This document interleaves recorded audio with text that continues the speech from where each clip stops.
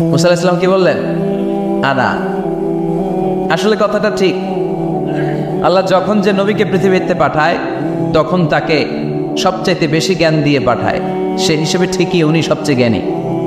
কিন্তু উনি এইভাবে নিজেকে সবচেয়ে বড় জ্ঞানী বলে দিবে, এটা আল্লাহর পছন্দ হয় না। আল্লাহ চেয়েছিলেন মুসা আলাইহিস সালাম যেন বলে আল্লাহু আ'লাম, আল্লাহই জ্ঞানী। সুবহানাল্লাহ কবেন না? কিন্তু তা না করে উনি কি করলেন? যখন বললো সবচেয়ে বড় জ্ঞানীকে, উনি হুট করে কি বলে ফেললেন? আনা, আমি। আল্লাহ এটা পছন্দ করেনি। আল্লাহ ডেকে বললেন, মুসা, ইউ আর অ্যাবসলিউটলি রং, তুমি ভুল করেছো, তুমি সবচেয়ে জ্ঞানী নও, তোমার চেয়েও বড় জ্ঞানী আছে। সুবহানাল্লাহ পড়ে। তার মানে জানার কোনো শেষ নাই, জাননেওয়ালার উপর জাননেওয়ালা আছে। আর সবচেয়ে বড় জাননেওয়ালা কে? মুসা আলাইহিস সালাম রে আল্লাহ বললেন, মুসা, তোমার চেয়েও বড় জ্ঞানী আছে, তার নাম হচ্ছে খাদির। কি নাম? আরো জোরে বলেন, কি নাম? খাদির। উনি কোনো জায়গায় বসলে ওখানে ঘাস লতা পাতা যদি শুকনো থাকতো, ওনার বরকতে ওগুলো সবুজ হয়ে যেত, এজন্য ওনার নাম খাদির। কিন্তু আমরা বলি খিজির। আমরা কি বলি?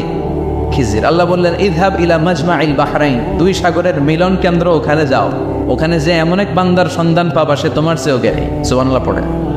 তাহলে আমি সবচেয়ে বড় জ্ঞানী, আমি আল্লামা, এটা বলতে পারে শয়তান। চিল্লা এখন ঠিক কিনা? এজন্য আমরা যেন নিজেকে নিজে সবসময় ছোট করে উপস্থাপন করি, তাহলে আল্লাহর দরবারে আপনি বড় হয়ে যাবেন। কথা বুঝতে পেরেছেন? আল্লাহ আমাদের সবাইকে কথাগুলো বুঝে আর আমল করার তৌফিক দান করুক। আমরা পড়ি আমিন। কমে যাও।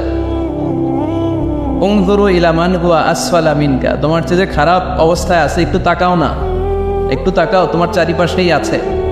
যে মুহূর্তে আমরা কথা শুনছি এই মুহূর্তে অনেকে হাসপাতালের বেডে শুয়ে শুয়ে চিৎকার করছে, মৃত্যুর প্রহর গুনছে। ক্যান্সার, দুরারোগ্য ব্যাধি যার নাই কোনো অ্যান্সার। আমার বাড়ি নাই, আমি বাড়ি চাই, গাড়ি চাই, আরো টাকা চাই, আরো পয়সা চাই, আরো খ্যাতি চাই, আরো অনেক কিছু চাই। ক্যান্সারে আক্রান্ত রোগীটা কিচ্ছু চায় না, খালি বাঁচতে চায়। ওর বাঁচার বড় শখ, এই সুন্দর মায়ার পৃথিবী ছেড়ে ওর চলে যেতে মনে চায় না, ও শুধু বাঁচতে চায়। কিন্তু আমাদের এটা লাগবে, ওইটা লাগবে, ওইটা লাগবে। এজন্য ক্যান্সারে যারা আক্রান্ত একটু তাকান না, হাত নাই পা নাই, একটু তাকান কিভাবে তারা লাইফ লিড করে।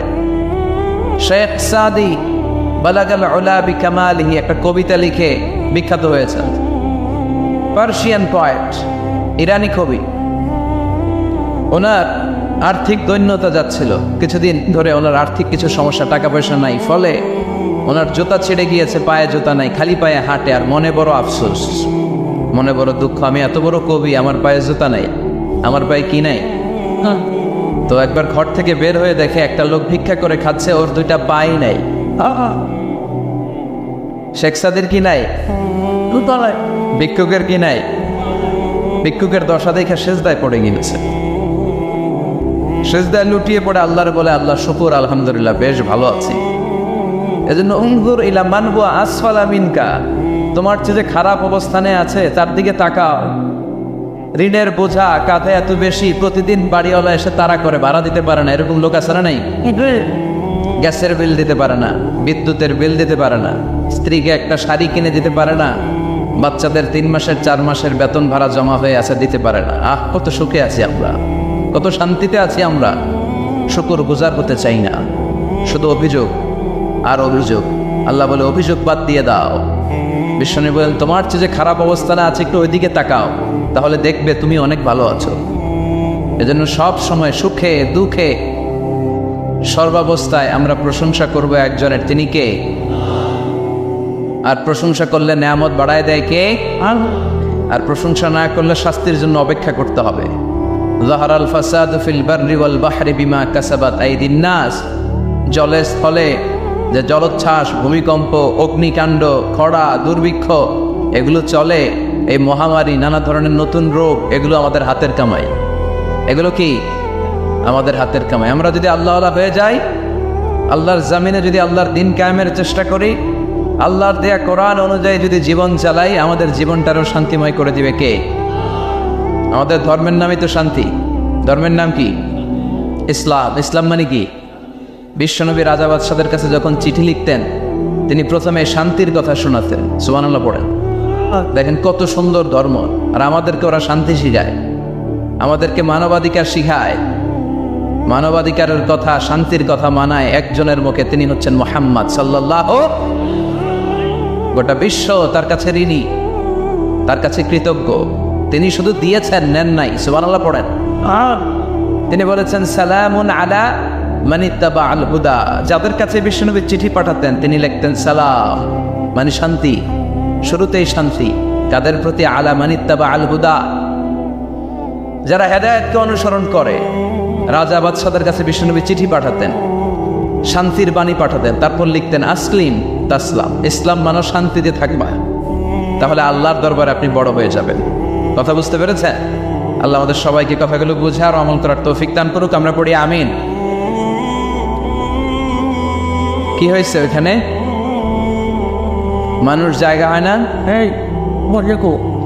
আচ্ছা জি, ভলান্টিয়ার্স যারা আছেন তারা ওই যে কাপড়গুলো খুলে দেন। খুলেই তো দিছে, তারপরেও জায়গা হচ্ছে না। কি আর করবেন? একটু কষ্ট করে শুনতে হবে। কষ্ট আছে যেখানে, সওয়াব আছে সেখানে। দাঁড়ায় শুনলে বেশি সওয়াব, তো ওনাদেরকে বেশি সওয়াব থেকে বঞ্চিত করবেন কেন? সওয়াব নেই কোনারা, আপনারা সওয়াব নেন, সওয়াব পাবেন ইনশাআল্লাহ। কষ্ট হচ্ছে না তো? এই মাহফিলে একবারে বসে যেতে হয়, টানা হিচড়া আমি করি না।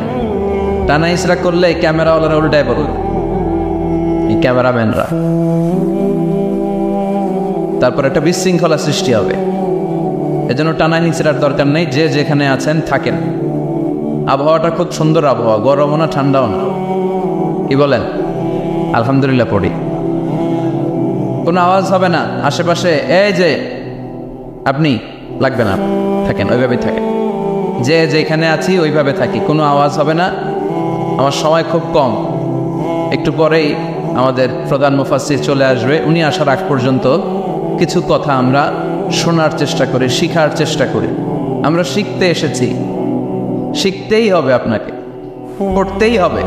কোরআনের প্রথম কথা হচ্ছে পড়ো আর নিজের জীবন গড়ো, ঠিক কিনা? পড়তেই হবে আপনাকে, না পড়ে উপায় নেই। যখন যে অবস্থায় থাকবেন পড়বেন। জীবনে আমার একটা কিছু মটো আছে, লক্ষ্য, এটাকে খেয়াল করে আমি চলি। বিষয়টা হচ্ছে এরকম যে আমি কখনো হারি না, আমি হয় জিতি নয় শিখি।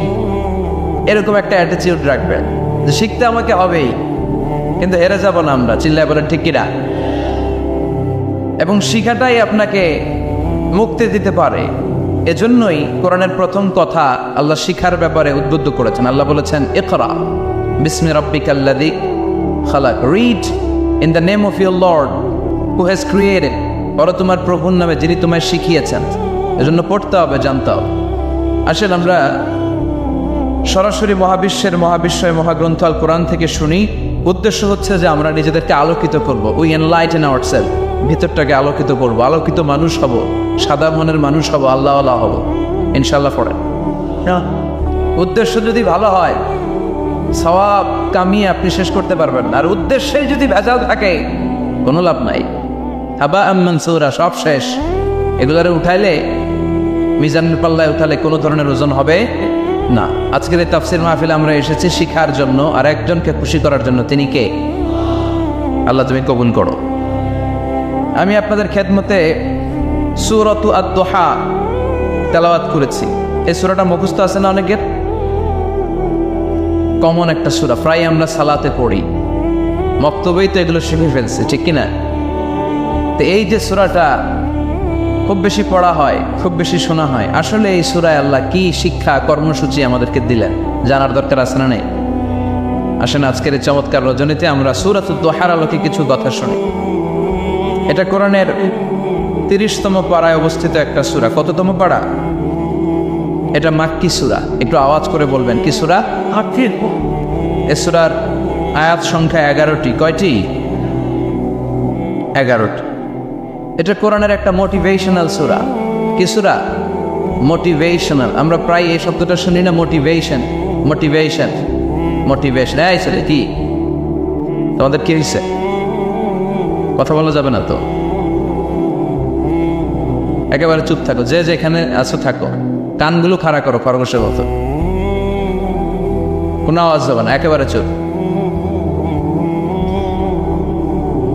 এটা কোরআনের মোটিভেশনাল সূরা, অনুপ্রেরণাদায়ক সূরা। আপনার মন যখন খারাপ তখন এই দুইটা সূরা পড়বেন, দোহাও পড়বেন, সূরাতুল ইনশিরাহ পড়বেন, ইযা ইশতাদ্দাত বিকাল বালওয়া ফাফাক্কির ফি আলাম নাশরাহ ফাইন্নাল উসরা বাইনাল ইউসরাইনি ইযা ফাক্কারতাহু ফাফরাহ। নতুন বছরে আমরা শপথ নেই, আমরা যেন অন্তরে হিংসা লালন না করি, বিদ্বেষ লালন না করি, আমরা নিজেরা যেন কাদা ছোড়াছড়ি না করি, আমরা যেন মিলেমিশে একসাথে একাকার হয়ে যাই। আল্লাহ তুমি কবুল করো, আমরা পড়ি আমিন। 60টা জিনিস মানুষ মরে যাওয়ার পরে তার কবরে পৌঁছতে থাকে। ইন্না মিম্মা ইয়ালহাকুল মুমিন মিন হাসানাতিহি বা'দা মাউতিহি, মানুষ মরে যাওয়ার পরেও যে 60টা জিনিস তার কবরে পৌঁছায় তার মধ্যে একটা হচ্ছে মসজিদান বানাহু, সে যে মসজিদ বানিয়ে গিয়েছে ওই মসজিদের সওয়াব। সুবহানাল্লাহ পড়ে। আপনি টাকা দিয়ে মসজিদ বানিয়ে দিলেন, ওই মসজিদে মুসল্লিরা নামাজ পড়ে, রোজাদাররা এসে ওখানে ইফতার খায়, তাহাজ্জুদ আদায়কারীরা তাহাজ্জুদ পড়ে, তাদের সওয়াবের কমতি হবে না, কিন্তু তাদের সওয়াবের একটা পার্সেন্টেজ সওয়াব যে ব্যক্তি মসজিদ বানালো তার আমলনামায় আল্লাহ ঢুকিয়ে দেয়। সুবহানাল্লাহ বলতে পারলেন না? হে নামাজি আমার ঘরে নামাজে পড়ো আজ, দিলে মে তোমার চরণ তলে হৃদয় যায় নামাজ। হে নামাজি আমার ঘরে নামাজে পড়ো আজ, দিলে মে তোমার চরণ তলে হৃদয় যায় নামাজ। পড়েন আল্লাহু আকবার। কি সুন্দর লিখেছেন কাজী নজরুল ইসলাম। কাজী নজরুল ইসলাম খুব সুন্দর করে বলেছেন, মসজিদেরই পাশে আমায় কবর দিও ভাই, ঠিক কিনা? মসজিদেরই পাশে আমায় কবর দিও ভাই, যেন গোরে হতে মুয়াজ্জিনের আযান শুনতে পাই। আমার গোরের পাশে দিয়ে ভাই নামাজিরা যাবে, পবিত্র সেই পায়ের ধ্বনি এ বান্দা শুনতে পাবে। গোরা যাবে হতে গুনাহগার পাইবে রেহাই, মসজিদেরই পাশে আমায় কবর দিও ভাই। কত মানুষ নামাজি ভাই মসজিদাঙ্গিনাতে, আল্লাহর নামের জিকির করে লুকিয়ে গভীর রাতে। আমি তাদের সাথে ওই আল্লাহর নামে জপতে চাই, আল্লাহর নামে জপতে চাই। পড়েন সবাই, মসজিদেরই পাশে আমায় কবর দিও ভাই, যেন করে হতেও মুয়াজ্জিনের আযান শুনতে পাই। চিল্লায় পড়তে হবে আমিন। কি দরদ ছিল আমাদের জাতীয় কবি কাজী নজরুল ইসলামের, মসজিদের পাশে আল্লাহ তুমি আমার কবর দিও। আল্লাহ এই দোয়াটা কবুল করে নিয়েছে, ঠিক কিনা? ওনার কবরের পাশে মসজিদ আছে না নাই? আছে। এজন্য মসজিদের সাথে সম্পর্ক জুড়ে দেওয়া এটা ইমানদারের আলামত, আর মসজিদকে ঘৃণা করা এটা মুনাফিকের আলামত। এজন্য আমরা যেন আমাদের হৃদয়টাকে মসজিদের সাথে জুড়ে দেই, মসজিদের সাথে যেন সুসম্পর্ক থাকে। মসজিদ সবার, মসজিদ নিয়ে দলাদলি নাই। দলাদলি আছে অনেক জায়গায়, হানাফি মসজিদ, আহলে হাদিস মসজিদ, এরকম আমরা দেখি বা শুনি, এটা ঠিক না। হানাফি মসজিদ বলে কোনো কথা নাই, আহলে হাদিস মসজিদ বলে কোনো কথা নেই। মসজিদ সবার। ছোট্টখাট্ট বিষয় নিয়ে মসজিদে মারামারি, একজন হাত তোলে আরেকজন তোলে না, কিলাকিলি আসে না নাই? একজন বলে জোরে আমিন, আরেকজন আস্তে আমিন, মারামারি আসে না নাই? এগুলো কি মারামারি করার কোনো বিষয়? কথা বলেন। সালাতে ফরজ আছে, ওয়াজিব আছে, সুন্নাহ আছে। খেয়াল করে বুঝবেন, ফরজ যদি নষ্ট হয় সালাত ভঙ্গ হয়, you have to repeat your সালাত। ওয়াজিব নষ্ট হলে সালাত ভঙ্গ হয় না, নতুন করে পড়া লাগে না, সেজদায় সাহু দিলেই সালাত আদায় হয়ে যায়। আর সুন্নাহ নষ্ট হলে নামাজ নষ্টও হয় না, নতুন করে পড়াও লাগে না, সৌ সেজদাও লাগে না, নামাজ আদায় হয়ে যায় সুন্নাহ নষ্ট হলে। এই যে হাত তোলা না তোলা, এটা সুন্নাহ। আমিন জোরে বলা না বলা, এটা কি? সুন্নাহ। যেটা কোনো কারণে কেউ না করলেও তার নামাজ কবুল করে নিবে কে? আর এই সব সুন্নত লয়ে আমাদের দেশে গিলাগিলি। মৌলভীবাজারে মাশাআল্লাহ এগুলা নাই, এখানেও আছে। এগুলোর অবসান ঘটুক, আমরা চাই কি চাই না? আর কত এই ছোটখাটো বিষয় নিয়ে আমরা এই বিভেদের প্রাচীর আর দেয়ালকে উঁচু করবো আমাদের মাঝখানে? কবে আমরা ঐক্যের সিন্ডিকেট করব? কবে? আর কবে সাদা মনের মানুষ হব? কবে? আর কত? অনেক হয়েছে, আর না, এবার থামেন। বিভেদের প্রাচীরকে ভেঙে চুড়িয়ে দেন। ঐক্যের এমন সিন্ডিকেট করতে হবে যাতে কোনো অপশক্তি ঐক্যকে ভাঙতে না পারে, বানচাল করতে না পারে। চিল্লায় বলেন ঠিক কিনা? এজন্য মিউচুয়াল রেসপেক্টের দরকার, পারস্পরিক শ্রদ্ধাবোধ সব ক্ষেত্রে, রাজনীতিতে, সামাজিক অ্যাক্টিভিটিসে আমাদের আলেম ওলামাদের মধ্যে পারস্পরিক শ্রদ্ধাবোধের দরকার, মিউচুয়াল রেসপেক্ট। কেউ কাউরে রেসপেক্ট করে না, আমি যেটা বলছি এটাই সব, বাকি সব হারাম, এরকম বলে না অনেকে? এরকম যেন না করি। তাহলে মসজিদ সবার, মসজিদ আল্লাহর হাবিব সাল্লাল্লাহু আলাইহি ওয়াসাল্লাম খ্রিস্টানদেরকেও মসজিদে ঢুকতে দিয়েছেন, আর আমরা মুসলমান ভাইয়ের জন্য মসজিদে তালা ঝুলাই দেই, আছে না নাই? আল্লাহর হাবিব সাল্লাল্লাহু আলাইহি ওয়াসাল্লাম কোথাও গেলেই প্রথমে মসজিদ বানাতেন। কি বানাতেন? মসজিদ বানাতেন। মক্কা থেকে হিজরত করে মদিনায় আসলেন, কোবায় থাকলেন কয়েক সপ্তাহ। কোবা পল্লীতে তিনি মসজিদ বানালেন, মসজিদ কোবা। ওখানে প্রতি শনিবার কেউ যদি ওযু করে ওখানে যে 2 রাকাত নামাজ পড়ে, একটা কবুল উমরার সওয়াব আল্লাহ তাআলা তার আমলনামায় দিয়ে দেয়। মসজিদে কোবা বানালেন। তারপরে মদিনায় এসে মসজিদে নববী বানালেন আল্লাহর হাবিব সাল্লাল্লাহু আলাইহি ওয়াসাল্লাম, মসজিদে নববী। এটা ছিল আল্লাহ রাসূল সাল্লাল্লাহু আলাইহি ওয়াসাল্লামের বৈশিষ্ট্য। কোথাও গেলেই তিনি মসজিদ বানাতেন, মসজিদে নববী। হায় রে, এখন তো কত সুন্দর মসজিদ আমরা দেখি, আমরা যে সালাত পড়ি। আল্লাহর হাবিব সাল্লাল্লাহু আলাইহি সাল্লামের সময় মসজিদে নববী কি এরকম ছিল? কথা বলেন। ফ্লোর ছিল বালুর ফ্লোর। কিসের ফ্লোর? আমাদের মসজিদের ফ্লোর কিসের? টাইলস। আল্লাহ রাসূল সাল্লাল্লাহু আলাইহি ওয়াসাল্লামের মসজিদে নববীর ফ্লোর কিসের? কথা বলে না। তো আওয়াজ করে উত্তর দেন না কেন? কষ্ট হচ্ছে? দুপুরে খাইছেন না সবাই? কেন খান নাই কেন? রোজা রাখছিলেন? হ্যাঁ, ফজর বাদে আইছি। আচ্ছা ঠিক আছে, ঠিক আছে। আচ্ছা আচ্ছা, সাউন্ড নাই, কথা শোনা যায় না? তো এটা শুনলা কেমনে? জিজ্ঞেস করলাম কথা শোনা যায় না, কয় না। তো এটা শুনলা কি করে? মানে অল্প শোনা যায়, তাই তো? এই একটু পরে আমার বিদায় ঘন্টা বাজবে, আমি চলে যাব। এই তোমরা ডিস্টার্ব করতে করতে আমার সময় শেষ। তোমরা ডিস্টার্ব করলে তোমাদের লস। আমি আমার টাইমের 1 মিনিটে বেশি যেতে পারবো না, কারণ এখানে আসরের সালাতের আজান শুরু হয়ে যাবে, এরপরে কোনো কথা নেই। আর বক্তব্য লম্বা করা এটা বেদাত। এই বেদাতকে আমি সুন্নাতের মধ্যে আনতে চাচ্ছি। একটা সময়ে একেবারে কমায় নিয়ে আসবো। এত প্রোগ্রামও আমি করতে চাই না। আমি ঘোষণা দিয়েছি আগামী বছর সারা বাংলাদেশে আমার প্রোগ্রাম হবে 50টা। কয়টা? 50টা। এরপরের বছর 30টা, এরপরের বছর 20টা। বিভাগীয় প্রোগ্রাম করলেই চলবে আমার। এক এক বিভাগে যে 2 দিন 3 দিন খালাস। এত দরকার নেই, এত লম্বা চূড়ার বক্তব্যের দরকার নেই। আধা ঘন্টা চুপ করে শুনেন, কয়েকটা মেসেজ ড্রপ করি, take it with you to your home, then practise and apply in the society. নিয়ে যান, আমল করেন, সমাজে কাজে লাগান। সমাজটা আলোকিত করে দিবে কে? খুতাবুকুম তাওয়িলা, সালাওয়াতুকুম কাসীরা। আল্লাহর হাবিব সাল্লাল্লাহু আলাইহি ওয়াসাল্লাম বললেন, কিয়ামতের একটা আলামত, কিয়ামতের আগে তোমাদের বক্তব্য হয়ে যাবে লম্বা, সালাত হয়ে যাবে খাটো। সালাতের পরে তাসবিহ পড়তে চায় না লোকজন, ব্যস্ত, মহা ব্যস্ত, সুপার বিজি। কোত্থেকে আসলে এই ব্যস্ততা?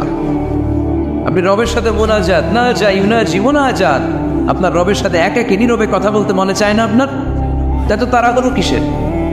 ধীর স্থির হন, একটু স্থির হন, একটু মনোদৈহিক প্রশান্তি অর্জনের চেষ্টা করেন। সব সময় ব্যস্ত, ধাক্কাধাক্কি, উচ্ছৃঙ্খলা, এগুলো আমাদেরকে শেষ করে দিয়েছে। এজন্য লম্বা চূড়া বক্তব্য ঠিক না। বক্তব্য শুনতে আমাদের ভালো লাগে, আমল করতে ভালো লাগে না। বক্তব্যটা শেষেই সিগারেট ধরায়, আছে না নাই? মাহফিল শেষেই বিড়ি ধরায়, কয় চমৎকার ওয়াজ করছে হুজুরে। ওয়াজটা সেই রকম হয়েছে, অনেক কণ্ঠ সুন্দর হুজুরের। এতদিন ইউটিউবে দেখছি, আজকে সরাসরি দেখাইছি, আছে না? তো কি লাভ হয়েছে? লাভটা হয়েছে কি? এই যে মাহফিল শেষে বিড়িটা ধরাইলেন আর গেলেন, কোনো লাভ হয় নাই। এগুলো থেকে বেরিয়ে আসতে হবে। বছরের পর বছর আমাদেরকে শিখানো হয়েছে একভাবে, কেউ এই পরিবর্তনের আওয়াজ তুলে নাই। আওয়াজ আপনাকে তুলতে হবে। আওয়াজ তোলার জন্য এত মানুষ লাগে না, আপনি একাই যথেষ্ট। আপনি দাঁড়ান না সামনে, দেখবেন আপনার সামনে কেউ টিকে থাকতে পারবে না, ঠিক কিনা? কিন্তু আপনার শক্ত সিদ্ধান্ত লাগবে, পরিবর্তনের জন্য শক্ত মানসিকতা লাগবে যে আমি পরিবর্তন করতে চাই। We have to change. যুগ জামানা পাল্টে দিতে চাই না অনেকজন, এক মানুষই আনতে পারে জাতির জাগরণ।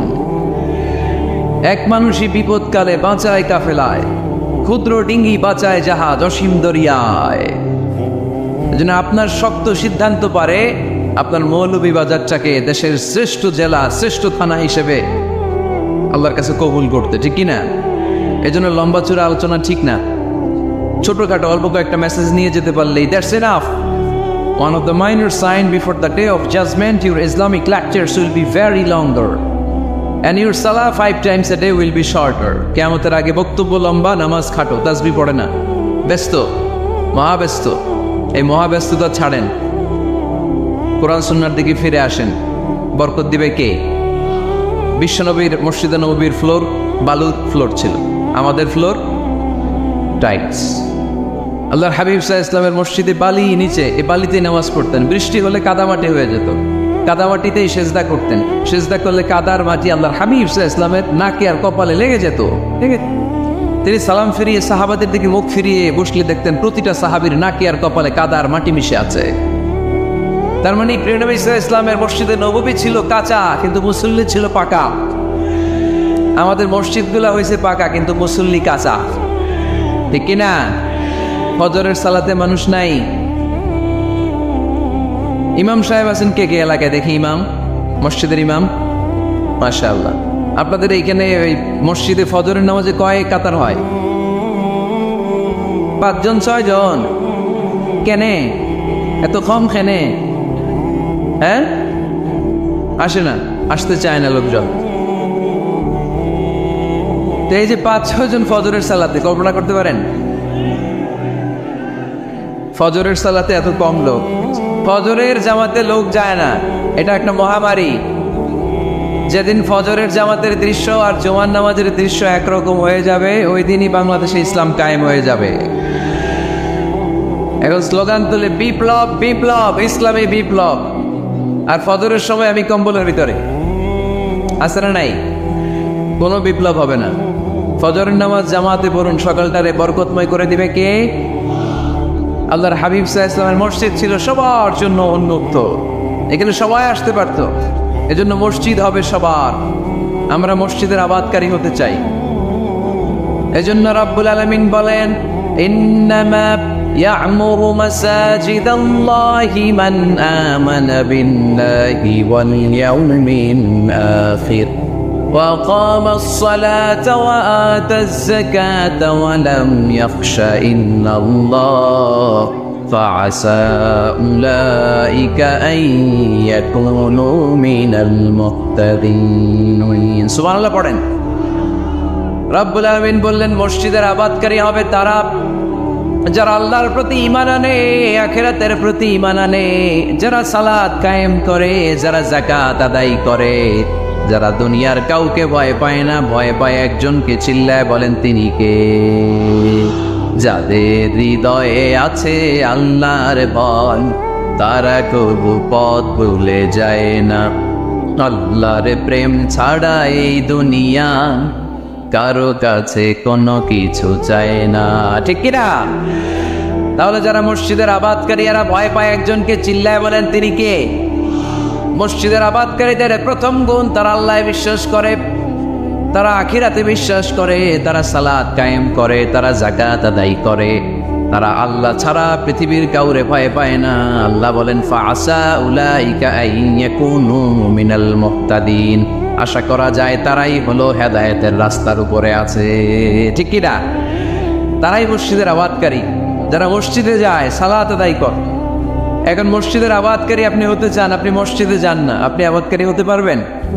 মসজিদের অনেক সভাপতি আছে, মসজিদে যায় না, আছে না নাই? মৌলভীবাজারে এই সমস্যা বোধহয় নাই। মসজিদের সেক্রেটারি মসজিদে যায় না, আছে না নাই? তাইলে হইলো, এটা হইলো, এটা মেনে নেওয়া যায়? এজন্য সভাপতি সাহেবরা, আপনি কষ্ট করে মসজিদ বানিয়েছেন, মসজিদে যাবেন। সভাপতি সাহেব, আপনি মসজিদে যাবেন। সেক্রেটারি সাহেব আপনি মসজিদে যাবেন, তাহলে আপনি সঠিক মসজিদের আবাদকারী হবেন, ঠিক কিনা? আমরা মসজিদের আবাদকারী হতে চাই, ইনশাআল্লাহ পড়েন। উমরানুল মাসাজিদ, মসজিদের আবাদ কি করে করতে হয়? মসজিদ আবাদ করার এক নাম্বার মাধ্যম হচ্ছে মসজিদ নির্মাণ করা। কি করা? নির্মাণ করা। খেয়াল করবেন, আল্লাহর হাবিব সাল্লাল্লাহু আলাইহি ওয়াসাল্লাম বলেছেন, মান বানা মসজিদান মিন মালিহি ফিদ দুনিয়া বানাল্লাহু লাহু বাইতান ফিল জান্নাহ। যে ব্যক্তি নিজের পকেটের টাকা খরচ করে দুনিয়াতে মসজিদ বানায়, আল্লাহ তাআলা তার জন্য জান্নাতে ঘর বানায়। 60টা জিনিস মানুষ মরে যাওয়ার পরে তার কবরে পৌঁছতে থাকে। ইন্না মিম্মা ইয়ালহাকুল মুমিন মিন হাসানাতিহি বা'দা মাউতিহি, মানুষ মরে যাওয়ার পরেও যে 60টা জিনিস তার কবরে পৌঁছায়, তার মধ্যে একটা হচ্ছে মসজিদান বানাহু, সে যে মসজিদ বানিয়ে গিয়েছে ওই মসজিদের সওয়াব। সুবহানাল্লাহ পড়ে। আপনি টাকা দিয়ে মসজিদ বানিয়ে দিলেন, ওই মসজিদে মুসল্লিরা নামাজ পড়ে, রোজাদাররা এসে ওখানে ইফতার খায়, তাহাজ্জুদ আদায়কারীরা তাহাজ্জুদ পড়ে, তাদের সওয়াবের কমতি হবে না, কিন্তু তাদের সওয়াবের একটা পার্সেন্টেজ সওয়াব যে ব্যক্তি মসজিদ বানালো তার আমলনামায় আল্লাহ ঢুকিয়ে দেয়। এজন্য বেশি বেশি মসজিদ বানাতে রাজি আছেন তো? তাহলে মসজিদ আবাদ করার প্রথম মাধ্যম হচ্ছে মসজিদ বানানো। 2 নম্বর মাধ্যম হচ্ছে মসজিদে যেয়ে জামাতে সালাত আদায় করা। জামাতে সালাতুল জামাআ তাফদুলু সালাতাল ফাযি বি27 দারাজা। ঘরে নামাজ পড়লে একা একা পড়লে যেই সওয়াব, জামাতে পড়লে 27 গুণ বেশি সওয়াব। সুবহানাল্লাহ বলতে পারলেন না? হে নামাজি আমার ঘরে নামাজে পড়ো আজ, দিলে মে তোমার চরণ তলে হৃদয় যায় নামাজ। হে নামাজি আমার ঘরে নামাজে পড়ো আজ, দিলে মে তোমার চরণ তলে হৃদয় যায় নামাজ। পড়েন আল্লাহু আকবার। কি সুন্দর লিখেছেন কাজী নজরুল ইসলাম। মসজিদ কেমন যেন মসজিদ তার নিজের ভাষায় আল্লাহর কাছে কেঁদে কেঁদে ফরিয়াদ জানায়, আল্লাহ নামাজিরা আমার ঘরে আসে না, কি সুন্দর টাইলস, কি সুন্দর মুসল্লা, কি সুন্দর এয়ার কন্ডিশন, সব আছে কিন্তু মুসল্লি নাই, ঠিক কিনা? মসজিদগুলো আল্লাহর কাছে ফরিয়াদ জানায়। এজন্য আমরা যেন মসজিদমুখী হই। কি মুখী? আওয়াজ করে বলতে হবে, কি মুখী? মসজিদমুখী। তাহলে মসজিদ আবাদের 1 নাম্বার পদ্ধতি মসজিদ বানানো। 2 নাম্বার মসজিদে বেশি বেশি যে জামাতে সালাত আদায় করা। 3 নম্বরে মসজিদের সাথে সম্পর্ক জুড়ে দেওয়া, হৃদয়টা যেন সবসময় মসজিদের সাথে লেগে থাকে। আল্লাহর হাবিব সাল্লাল্লাহু আলাইহি ওয়াসাল্লাম বললেন, সাবআতুন ইউযিল্লুহুমুল্লাহু ফি যিল্লি ইয়াওমা লা যিল্লা ইল্লা যিল্লু। 7 শ্রেণীর ব্যক্তিকে আল্লাহ তাআলা কিয়ামতের দিন আরশের নিচে ছায়া দিবে, যেদিন আল্লাহর আরশের ছায়া ছাড়া কোনো ছায়া পৃথিবীতে থাকবে না। সেই দিনটা কি এই দিনের মতো? কিয়ামতের দিনটা আজকের এই দিনের মতো হবে? 50,000 বছর হবে। এটা লেন্থ, এটা ডিউরেশন। কাআন সাফসাফা লা তারা ফিহা ইওয়াজা ওয়ালা আমতা, লেভেল প্লেইন ফিল্ড, তামার জমিন। একটু কল্পনা করেন তো ওই দিনটা কত ভয়ঙ্কর। বাবা ছেলেরে চিনবে না ওই দিন, ছেলে বাবারে চিনবে না, স্ত্রী স্বামীকে চিনবে না, স্বামী স্ত্রীকে চিনবে না, পীর সাহেব মুরিদ চিনবে না, মুরিদ পীর সাহেবকে চিনবে না, নেতা কর্মীকে চিনবে না, কর্মী নেতাকে চিনবে না। হায় হায়, ইয়া নফসি বলে কাঁদবে। সূর্যটা মাথার কাছে চলে আসবে, সূর্যের তাপে মাথার মগজগুলো গলে গলে নাকের ছিদ্র আর কানের ছিদ্র দিয়ে টপ টপ করে বেয়ে বেয়ে পড়বে। তৃষ্ণায় মানুষগুলো পাগল পাড়া, জিহ্বাটা বের হয়ে নাভি পর্যন্ত ঝুলতে থাকবে। সেদিন সবাই পাগলের মতো ছুটতে থাকবে, কোনো ছায়া নাই আল্লাহর আরশের ছায়া ছাড়া। আল্লাহর হাবিব বললেন, 7 শ্রেণীর ব্যক্তিকে আল্লাহ তাআলা আরশের নিচে ছায়া দিবেন। এর মধ্যে 1 শ্রেণীর ব্যক্তি রাজুলুন কলবুহু মুআল্লাকুন বিল মাসাজিদ, ওই ব্যক্তি যার হৃদয়টা সবসময় আল্লাহর মসজিদের সাথে লেগে থাকে। মসজিদের সাথে যার হৃদয় লেগে থাকে তাকে আরশের নিচে ছায়া দিবে কে? এজন্য মসজিদের সাথে যেন আমাদের হৃদয়গুলো লেগে থাকে। অনেকেই দেখবেন এত ভালো নামাজে, জোহর পরে টেনশন করে আসরটা কই পড়বো, আসর পরে চিন্তা করে মাগরিবের সময় আমি কোথায় থাকবো, মাগরিবের সময় টেনশন, ইস এশাটা হয়ে গেলেই তো শেষ। এরকম লোক আছে না নাই? এদেরকে সেই কঠিন ভয়াবহ দিনে আরশের নিচে ছায়া দিবে কে? তারপরে মসজিদ আমাদের 4 নাম্বার পদ্ধতি, মসজিদকে পরিচ্ছন্ন রাখা, মসজিদকে ঝাড়ু দেয়া। মসজিদকে যারা পরিষ্কার করে তাদের হৃদয়ের যন্ত্রণা দূর করে দেয় কে?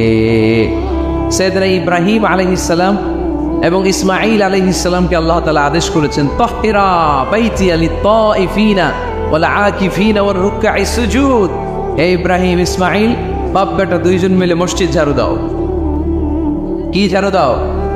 মসজিদেরি ঝাড়ু বড়দান ও কমারে হাত শোনো আমারে মোনাজাত। পড়েন, শোনো শোনো ইয়া ইলাহি আমারে মোনাজাত, শোনো আমারে মোনাজাত। পড়েন আমিন। মসজিদ ঝাড়ু দাও মসজিদ আমাদের অন্তর্ভুক্ত। আপনারা কেউ কোনোদিন মসজিদ ঝাড়ু দিয়েছেন নাকি? কে কে দিয়েছেন দেখি?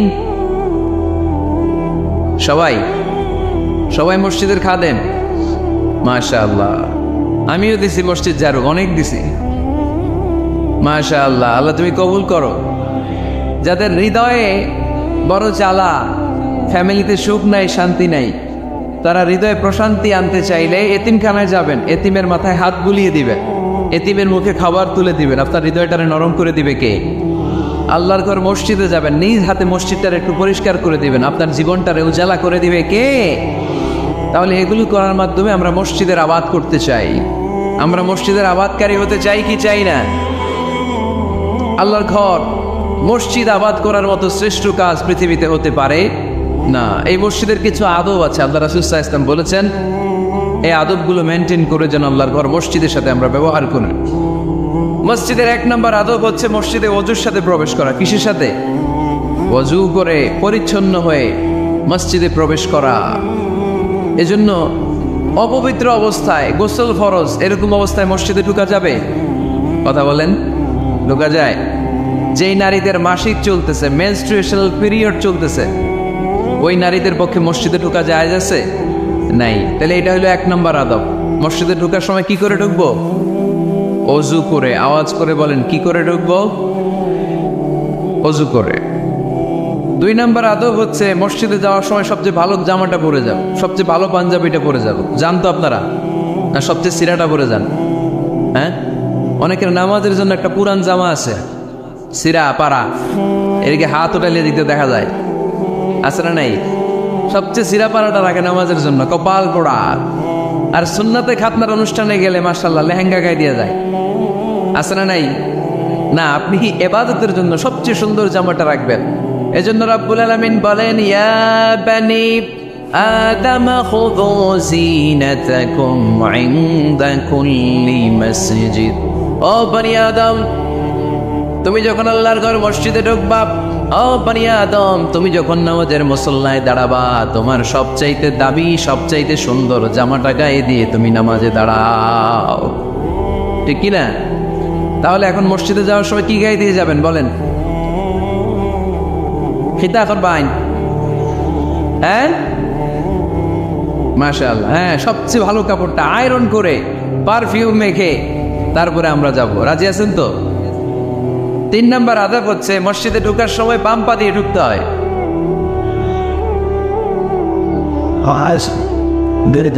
কোন পা? আরো জোরে। এদেরকে গুতা মারা লাগে, নাইলে আওয়াজ বাড়ে না। এরকম ভলিউম টাইট করতে হয়, ভলিউম হাই করলে এরপরে বাড়ে, এমনি বলতে চায় না। আর ঘটনা কি? হ্যাঁ, খায় নাই।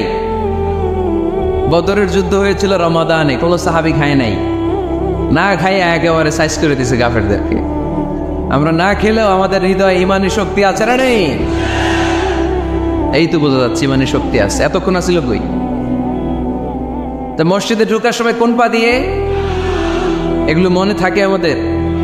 ভুলা যাই আমরা, খেয়াল থাকে না তো এগুলা। এত কিছু মনের মধ্যে রাখলে এগুলো মনে থাকবে কেমনে?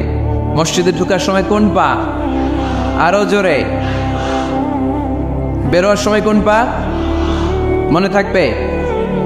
মসজিদে যখন ঢুকবেন ডান পা দিয়ে ঢুকবেন, আর দোয়া পড়বেন, আউযু বিল্লাহিল আযীম ওয়া বিওয়াজহিল কারীম ওয়া সুলতানিহিল কদীম মিনাশ শাইতানির রাজীম। বিষ্ণু ইসলাম বললেন, যে ব্যক্তি মসজিদে ঢোকার সময় এই দোয়াটা পড়বে, শয়তান আফসোস শুরু করে। সে বলে, হায় হায়, আজকের দিনের জন্য, সারা দিনের জন্য তো তুই আমার ওয়াসওয়াসা থেকে বেঁচে গেলি। আজকের সারা দিনের জন্য তোরে আমি হারালাম। আজকের সারাটা দিন আল্লাহর পক্ষ থেকে প্রোটেকশন নিয়ে তুই বেঁচে গেলি। আজকের জন্য যা, কালকে তোরে আমি ধরবো। এজন্য এই দোয়াটা পড়ার দরকার আছে না? আউযু বিল্লাহিল আযীম ওয়া বিওয়াজহিল কারীম ওয়া সুলতানিহিল কাদীম মিনাশ শাইতানির রাজীম। চারটা বাক্যের দোয়া মুখস্থ করতে কষ্ট হলে যে ইউটিউবে চলে যাবে আজকেই, ওখান থেকে শুনে আপনারা মুখস্থ করে নেবেন। এই দোয়াটা পড়বেন, তাহলে ওই দিনের জন্য শয়তানের ওয়াসওয়াসা, টেম্পটেশন, প্রভোকেশন থেকে আপনি আল্লাহ তাআলার প্রোটেকশনে চলে গেলেন। সুবহানাল্লাহ পড়েন। তারপর আল্লাহর হাবিব বললেন, ঢোকার আগে আমারে সালাম দাও। পড়বেন, আসসালামু আলাইকা আইয়ুহান নাবিয়্যু ওয়া রাহমাতুল্লাহি ওয়া বারাকাত। এই দুইটা জিনিস যখন করে ফেললেন, তখন ডান পা দিয়ে পড়বেন, আল্লাহুম্মা আফতাহ লি আবওয়াবা রাহমাতিক। সুবহানাল্লাহ পড়েন। আল্লাহুম্মা আফতাহ লি, ও আল্লাহ আমার জন্য তুমি খুলে দাও আবওয়াবা রাহমাতিক, তোমার রহমতের দরজা। তার মানে মসজিদে ঢুকলে রহমত পাওয়া যায় কি যায় না? মসজিদে ঢুকলে পাওয়া যায় রহমত। মসজিদের বাইরে রহমতের কথা আল্লাহ বলে নাই, মসজিদের ভিতরে রহমত। কোথায় রহমত? কোথায়? মসজিদের ভিতরে রহমত আছে না? তার প্রমাণ, মসজিদে ঢুকলেই শান্তি লাগে কেমন জানি, আর ঘুমে ধরে। মসজিদে ঘুমাইছেন কারা কারা দেখি? সবাই ঘুমাইছেন? আরে আমি কত ঘুমাইছি।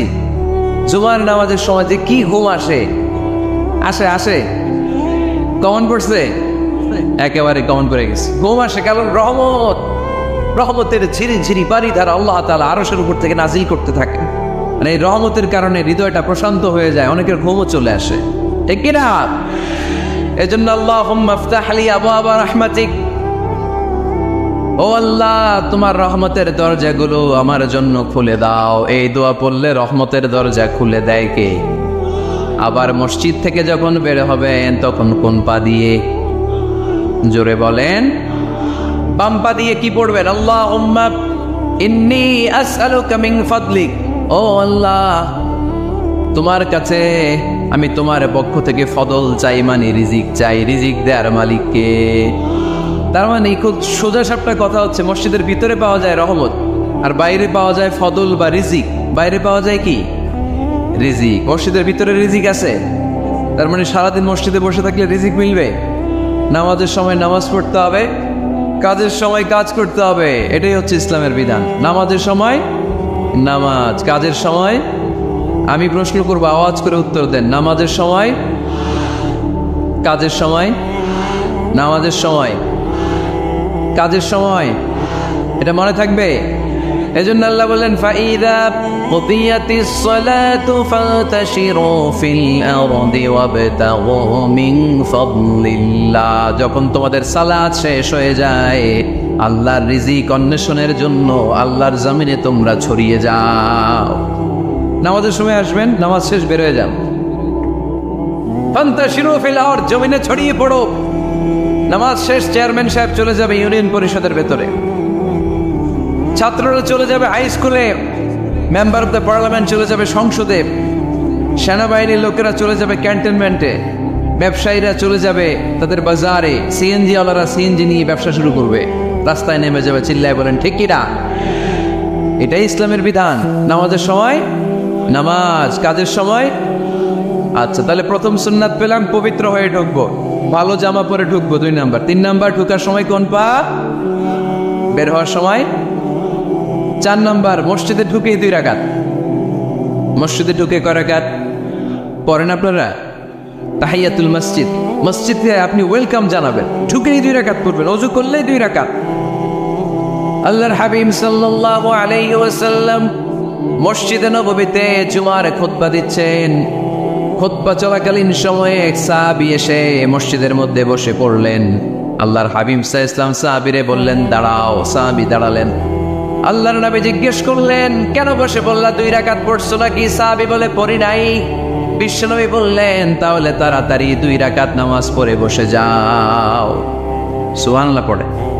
2 রাকাত পড়ো নাই তো পড়ো, দাঁড়াও, তারপরে বসো। দেখেন, খুতবা চলাকালীন সময়ে আমাদের খতিবরা কখনো খুতবা থামায়? কথা বুঝেন নাই? জুমার খুতবা আপনারা শোনেন না? খুতবা চলতেছে, ওই মুহূর্তে ইমাম সাহেবরা কখনো খুতবা থামায়? মাঝখানে কোনো ঝামেলা হলে থামায় না। প্রথম খুতবা শেষ, বসে, তারপরে দ্বিতীয় খুতবা। খুতবার মাঝখানে কোনো থামাথামেই নাই। কিন্তু আল্লাহর হাবিব সাল্লাল্লাহু আলাইহি সাল্লাম কেমন খতিব ছিলেন দেখেন। আল্লাহর হাবিব সাল্লাল্লাহু আলাইহি সাল্লামের খুতবা দেওয়ার স্টাইল অ্যান্ড অ্যাটিটিউড এবং আমাদের খুতবা দেওয়ার স্টাইল অ্যান্ড অ্যাটিটিউড আল্লাহ রাসূল সাল্লাল্লাহু আলাইহি ওয়াসাল্লাম এটা কত প্রাণবন্ত ছিল। আল্লাহ রাসূল সাল্লাল্লাহু আলাইহি ওয়াসাল্লাম সোসাইটি ওরিয়েন্টেড একজন পার্সোনালিটি ছিলেন, সমাজের মানুষ কেন্দ্রিক, খুব সামাজিক ছিলেন আল্লাহ রাসূল সাল্লাল্লাহু আলাইহি ওয়াসাল্লাম। তিনি দেখলেন একজন বসে পড়ছে, উনি খুতবা থামায় দিলেন, জুমার খুতবা থামায় বললেন, এই নামাজ পড়ছো না, পড়ো 2 রাকাত পড়ো। আবার খুতবা শুরু করলেন, সুবহানাল্লাহ পড়বেন না? একবার তিনি খুতবা দিচ্ছেন, দেখলেন আল্লাহ রাসূল সাল্লাল্লাহু আলাইহি ওয়াসাল্লামের 2 জন নাতি হাসান আর হুসাইন রাদিয়াল্লাহু তাআলা আনহুমা, ছোট্ট মানুষ, কাতারের ভিতরে ঢুকে কোনো সাহাবী টুপি টান দেয়, কারো পাগড়ি ধরে টান দেয়, একজন এদিকে দৌড় দেয়, আরেকজন ওদিকে দৌড় দেয়, মসজিদে একটা ডিস্টার্ব হচ্ছে।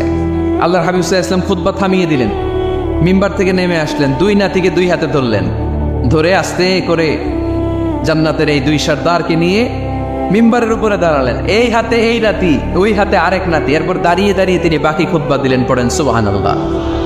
কত প্রাণবন্ত খুতবা! উনিও খুতবা দিতেন, আমরাও খুতবা দেই। আল্লাহর হাবিব সাল্লাল্লাহু আলাইহি ওয়াসাল্লাম খুতবা দিচ্ছেন, এক সাহাবী এসে বলল, ইয়া রাসূলুল্লাহ, মদিনায় দুর্ভিক্ষ, বৃষ্টি নাই, আপনি বৃষ্টির দোয়া করেন। রাসূল সাল্লাল্লাহু আলাইহি ওয়াসাল্লাম খুতবা থামায় দিলেন, থামায় দিয়ে দোয়া শুরু করলেন, আল্লাহুম্মা আসকিনা গাইসান মুগীসান মারিআন মুরিআন নাফিআন গায়রা দার আজিলান গায়রা আজিল। আল্লাহ, উপকারে বৃষ্টি দেন, যে বৃষ্টিতে আমাদের ফসল জন্মাবে, সবুজ ঘাস লতা পাতা জন্মাবে, আমাদের গবাদি পশুর রিজিক বাড়বে, এরকম উপকারে বৃষ্টি আমাদেরকে দিয়ে মদিনাটারে ধন্য করে দেন। বৃষ্টি শুরু হলো, জুমাবার বৃষ্টি, শনি রবি সোম মঙ্গল বুধ বৃহস্পতি শুক্র, টানা 7 দিন বৃষ্টি। এবার বৃষ্টির চোটে মদিনায় বন্যা হয়ে গেছে।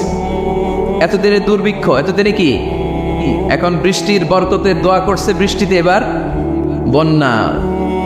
যেই সাহাবী বৃষ্টির জন্য দোয়া করতে বলেছিলেন, পরের জুমাবারের খুতবার সময় এসে ওই সাহাবী বলেন, ইয়া রাসূলুল্লাহ, আবার খুতবার মাঝখানে, ইয়া রাসূলুল্লাহ, আর বৃষ্টির দরকার নাই, আর দরকার নেই, এবার বৃষ্টি বন্ধের দোয়া করেন।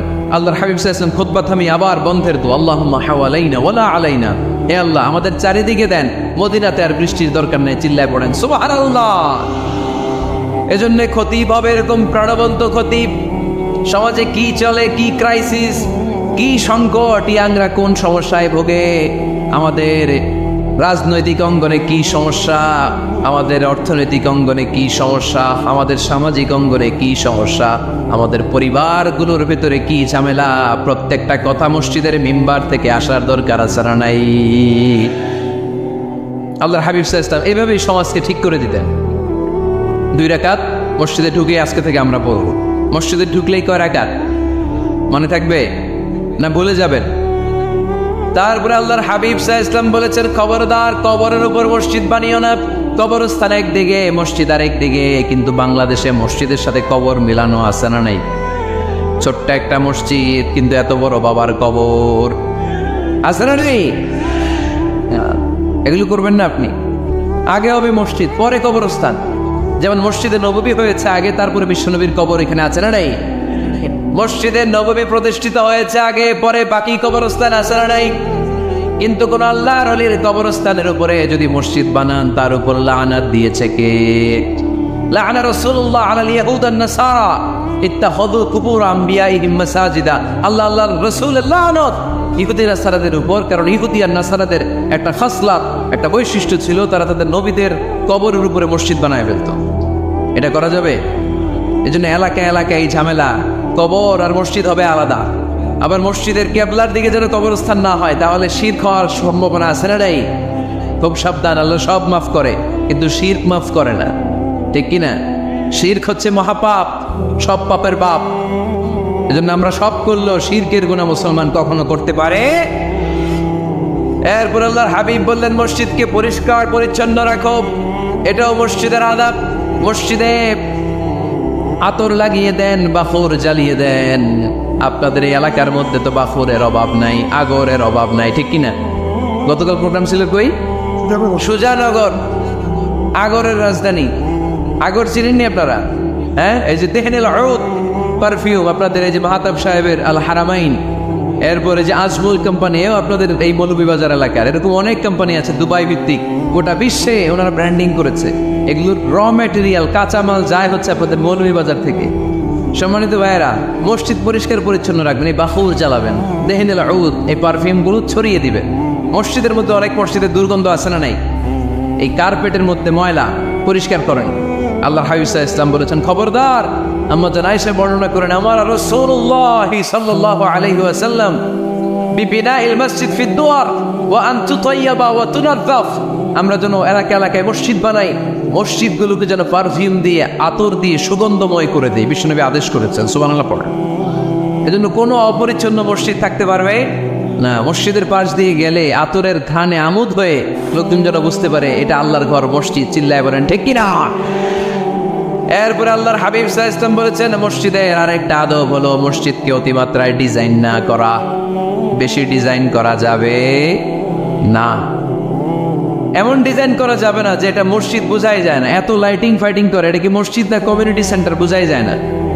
আছে না? নাই আছে। এরকম যেন আমরা না করি সম্মানিত ভাইয়েরা। বিশেষ করে মসজিদের সামনের দেয়ালে। কোন দেয়ালে? সামনের দেয়ালটা কেবলার দিকে যেই দেয়াল, এই দেয়ালটা হতে হবে ফ্রেশ, যাতে করে মানুষের দৃষ্টি আকর্ষণ না করে। প্রায় মসজিদের দেয়ালের মাঝখানে দেখবেন আপনি ক্যালেন্ডার ঝুলায় রাখে। আছে না নাই? মৌলভীবাজারের কি অবস্থা? খিতা খবর আছে তো। এই যে ক্যালেন্ডার ঝুলায় রাখে, ওইখানে দেখবেন বিভিন্ন মসজিদের ছবি, এতিমখানার ছবি, মানুষের ছবি। তো মানুষ নামাজও পড়ে, আবার ওগুলোও তাকায়। আছে না নাই? প্রথম কাতারে পরে ওইখানে কি লেখা, এগুলো পরে তার ডিস্টার্ব হচ্ছে না? এই মুসল্লির দৃষ্টি যাতে অন্যদিকে না যায়, এটা খেয়াল রাখতে হবে। যদি পারা যায় মসজিদের সামনে কোনো গড়ি টরি চলবে না। গড়ি মসজিদের পেছনের দেয়াল, সময়সূচি পেছনের দেয়ালে, সব পেছনে। সময় কয়টা বাজে ওটা ইমাম দেখলে চলবে, ইমাম এভাবে দেখে নিবে, আপনারাও দেখে নিবে। কিন্তু সামনের দেয়ালটা যত সিম্পল করা যায়। আল্লাহর হাবিব সাল্লাল্লাহু আলাইহি ওয়াসাল্লাম নামাজ পড়া অবস্থায় সামনে এমন কিছু রাখতেন না যেটার দ্বারা আল্লাহর হাবিব সাল্লাল্লাহু আলাইহি ওয়াসাল্লামের সালাতে মনোযোগ অন্যদিকে চলে যায়। আমরা যখন সালাত পড়ি, যদি অন্যদিকে তাকাই, ফেরেশতার মাধ্যমে আল্লাহ একটা ডাক দেয়, বলে আকবিল, এই বান্দা ফিরে আয়, তোর নজর থাকা দরকার সিজদার জায়গায়, ফিরে আয়। আপনি আবার যখন অন্যদিকে তাকান, আল্লাহ বলে ফিরে আয়, সিজদার দিকে তাকা। আপনি আবার যখন ঘড়ির দিকে তাকান, আল্লাহ বলে আকবিল, ফিরে আয়, সিজদার দিকে তাকা। আপনি যখন আবার অন্যদিকে তাকান, তখন আল্লাহ বলে লা হাজাতা লি ইলা সালাতিক, তোর এই নামাজের দরকার আমার নাই। নাউজুবিল্লাহ পড়বেন না? তোর এই নামাজের দরকার আমার নাই।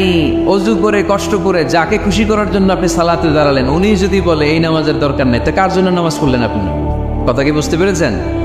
এই জন্য এলাকার গণ্যমান্য ব্যক্তিবর্গ আছে, আমাদের চেয়ারম্যান সাহেব আছে, আরো অন্যান্য বিজনেস ম্যাগনেটরা আছে। আপনারা মসজিদ যখন নির্মাণ করবেন, সামনের দেয়ালটা যত সাদামাটা হতে পারে ততই ভালো। এমনকি জায়নামাজের মধ্যে এখন কাবা ঘরের ছবি আছে না নাই? আছে না? কি মুসলমান আমরা, নিজের কাবারে নিজে লাথি মারি নামাজের আগে। মনের অজান্তে নিজের কাবাকে নিজে লাথি মারছি। এরকম জায়নামাজ ব্যবহার করা নিষেধ। চিল্লায় বলেন ঠিক কিনা? সাদা ফ্রেশ জায়নামাজ বাজারজাত করেন। আপনাদের সিদ্ধান্তই ওনাদের ব্যবসা বয়কট হয়ে যাবে। আপনারা যদি এখন থেকে মসজিদের মিনারা আর কাবা ঘরের যে প্রতিকৃতি বা ছবি, এরকম ছবি সম্বলিত জায়নামাজ কিনা বন্ধ করে দেন, এদের মার্কেট থাকবে? কথা বলেন। কালকে থেকে আমরা জায়নামাজ কেনার সময় ফ্রেশ জায়নামাজ কিনবো। কোনো মসজিদ, কোনো মিনার, আমাদের কাবা ঘরের ছবি সম্বলিত কোনো জায়নামাজ কিনা যাবে? আওয়াজ করে বলেন, যাবে? যাবেন। এগুলো হচ্ছে মসজিদের আদাব। এগুলো রক্ষা করে মসজিদে ঢোকার দরকার আছে না নাই? পৃথিবীতে 3টা মসজিদ সবচাইতে শ্রেষ্ঠ মসজিদ। কয়টা? আওয়াজ করে বলেন না। 1 নাম্বার মসজিদুল হারাম, ফাওয়াল্লু উজুহাকুম শাতরা। যেখানেই তোমরা নামাজ পড়ো না কেন, মসজিদের হারামের দিকে হয়ে নামাজ পড়ো। কেবলা কোন দিকে আজকে? এদিকে, এইদিকে কেবলা। আমি যদি এদিকে হয়ে পড়ি, নামাজ হবে না? হবে না কেন? কারণ কেবলামুখী হয়ে নামাজ পড়া ফরজ। চিল্লায় বলেন ঠিক কিনা? মসজিদুল হারাম পৃথিবীর প্রথম মসজিদ। ওখানে একটা ঘর আছে, ঘরটার নাম হলো কাবা। ইন্না আউওয়ালা বাইতিন উদিআ লিন-নাসি লাল্লাযী বিবাক্কাতা মুবারাকা। এই পৃথিবীর প্রথম ঘর, যেই ঘরটা স্থাপিত হয়েছে মক্কা শহরে। মক্কা মক্কার আগের নাম, এখন শহরের নাম মক্কা। আগে নাম ছিল কি? সবাই বলেন, কি নাম ছিল? মক্কা। এটা পৃথিবীর আদি ঘর। সব নবীদের পরশধন্য পদধূলিতে এই জায়গাটা বরকতময় হয়েছে। এটা এমন ঘর, যেই ঘরের চারদিকে 1 রাকাত নামাজ পড়লে 1 লক্ষ রাকাতের সওয়াব পাওয়া যায়। হজ উমরা করেছেন কে কে? দেখি, হজ উমরা করেছেন আপনারা না? মাশাআল্লাহ। আমরা যারা করতে পারি নাই, আল্লাহ তাদেরকেও তৌফিক দাও। আমরা যেন এই কাবা ঘরে যে প্রাণ ভরে সালাত আদায় করতে পারি, আল্লাহ তৌফিক দান করো। আমরা যেন মসজিদে নববীতে যে প্রাণ ভরে সালাত পড়তে পারি, তৌফিক দান করো। আল্লাহর হাবিব সাল্লাল্লাহু আলাইহি ইসলামের কবরের সামনে দাঁড়িয়ে যেন আমরা প্রাণ খুলে মন প্রাণ উজাড় করে বিশ্ব ইসলামকে সালাম দিতে পারি। আল্লাহ তৌফিক দান করো। এই কাবা ঘরকে কেন্দ্র করে প্রতিদিন 100টা রহমত নাজিল হয়। আওয়াজ করে বলেন কয়টা? আল্লাহর হাবিব বললেন প্রতিদিন প্রতিনিয়ত 100টা রহমত নাজিল হতেই থাকে। 60টা রহমত তাদের উপর নাজিল হয় যারা কাবা ঘরের চারদিকে তাওয়াফ করে। 40 লিল মুসাল্লিন, বাকি 40টা নাজিল হয় যারা কাবা ঘরের পাশে নামাজ পড়ে। 20 লিন নাযিরিনা ইলাল কাবা, বাকি 20টা রহমত প্রতিনিয়ত নাজিল হয় যারা তাওয়াফ করে না, সালাত আদায় করে না, শুধু কাবার গিলাফের দিকে তাকিয়ে থাকে। কাবার দিকে তাকায় থাকলেই সওয়াব। সুবহানাল্লাহ পড়েন। এক রাকাতে কয় লক্ষ রাকাতের সওয়াব। এজন্য আল্লাহর হাবিব সাল্লাল্লাহু আলাইহি ওয়াসাল্লাম বলেছেন লা তুশাদ্দুর রিহাল ইল্লা ইলা সালাসাতি মাসাজিদা, স্পেশাল ভার্চু এন্ড রিওয়ার্ড, বিশেষ সওয়াবের নিয়তে পৃথিবীর এই 3টা জায়গা ছাড়া কোথাও নিয়ত করে ভ্রমণ করা জায়েজ নাই। এক হচ্ছে মসজিদুল হারাম, 2 হচ্ছে মসজিদ নববী, 3 হচ্ছে মসজিদুল আকসা। এই 3টা মসজিদ ছাড়া পৃথিবীর কোনো মসজিদে নিয়ত করে সফর করা যাবে না। বিশেষ নিয়তে সফর করা যাবে না যে আমি যদি এই মৌলভীবাজারের জামে মসজিদে যাই বেশি সওয়াব পাওয়া যাবে, এই নিয়তে সফর করা যাবে না। বেশি সওয়াব শুধু এই 3 মসজিদে। মসজিদুল হারামে 1 রাকাতে কত রাকাতের সওয়াব? কথা কয় না, বুঝে নাই বোধহয়। কয় লক্ষ? আর মসজিদে নববীতে 1 রাকাতে 1000 রাকাতের সওয়াব। আরেক বর্ণনায় আছে 50,000, বর্ণনাটা দুর্বল। সহিহ বর্ণনায় এসেছে 1 রাকাতে 1000 রাকাতের সওয়াব। মসজিদুল আকসায় সালাত পড়লে 1 রাকাতে, এক বর্ণনায় এসেছে 250 রাকাতের সওয়াব, আরেক বর্ণনায় এসেছে 500 রাকাতের সওয়াব। এই 3টা মসজিদ ছাড়া যে নামাজ পড়লে বেশি সওয়াব হবে, এই নিয়তে সফর করা যাবে? চিল্লায় বলেন যাবে। তবে মসজিদটা দর্শন করার জন্য যেতে পারবে।